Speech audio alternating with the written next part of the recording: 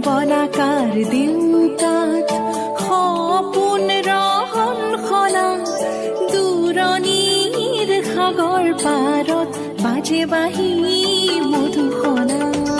শুভ্ৰ বলাকাৰ দেউকাত সপোন ৰহন খনা দূৰণিৰ সাগৰ পাৰত বাজে বাঁহী মধুসনা।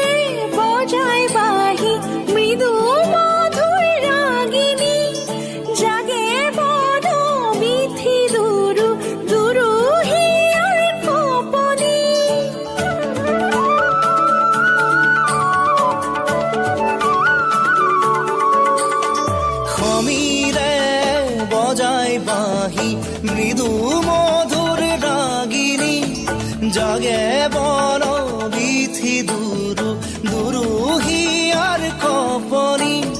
সাগৰ নীলা চকু সপোনৰে ৰহন খনা।